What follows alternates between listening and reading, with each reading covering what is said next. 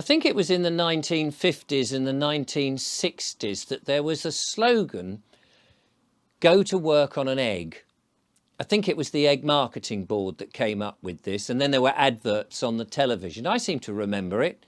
They were promoting eggs as a healthy product, which of course it is. I know it's full of protein and probably many other things as well.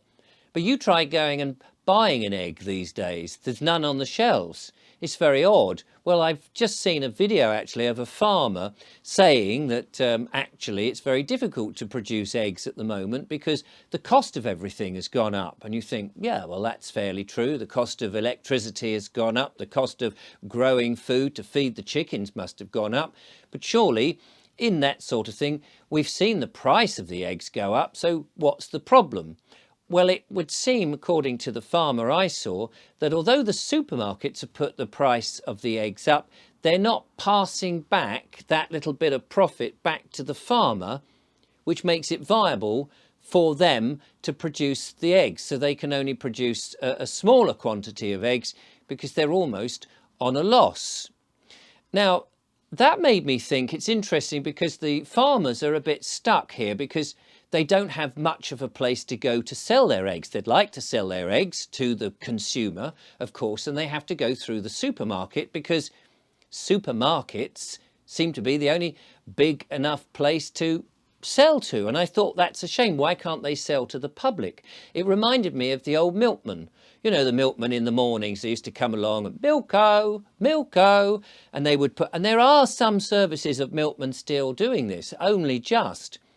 And I wondered, this could be an opportunity with a man and a van and maybe a small one-man band, that if farmers were able to actually circumvent the supermarkets and maybe sell their products more to the man with the van, and he had a round, and so he could sell at a price that was going to work for the consumer and also the farmer and deliver it to the consumer, there could be a business. Now, I'm not very much of a businessman, so I don't know how many eggs you'd have to sell, but you could sell other things like the milk and fresh produce. So effectively, you'd be like the old-fashioned mobile groceries van, travelling around, and people could buy directly from you, or you could deliver, or a bit like the milkman, you just pull up down a side street, ring your bell, groceries, eggs, milk, and you have a blackboard on the side, and you could do it. I don't know how viable that is, and maybe this is a ridiculous notion. It's just that there's something about that thing of, well, the old-fashioned way of doing things where small farms were supplying local food to local people. And we seem to have gone in a much more globalist, largest fashion in which people are making food miles away over there and trying to supply people over here.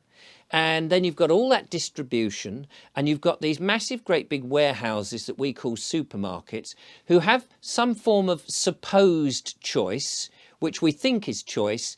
And then you've got the battle of the prices of all of this. Whereas if the food was grown more locally to the environment that wants to buy it, you would have none of that problem at all. It's very much that whole thing about going back to the old ways. And I often think sometimes the old ways were the best ways.